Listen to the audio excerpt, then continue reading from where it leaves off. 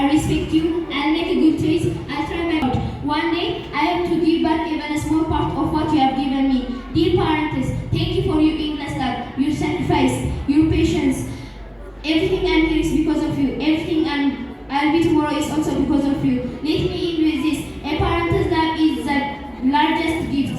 A parent's guidance is the strongest life. A parent's blessing is the biggest success. Thank you, Mom and Dad. We love you. Thank you. እንደምን አደራችሁ ክቡራን ወላጆች፣ መምህራኖችና ውድ ጓደኞቼ።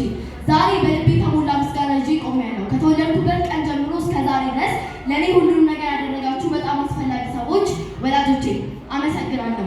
እናቴና አባቴ መራ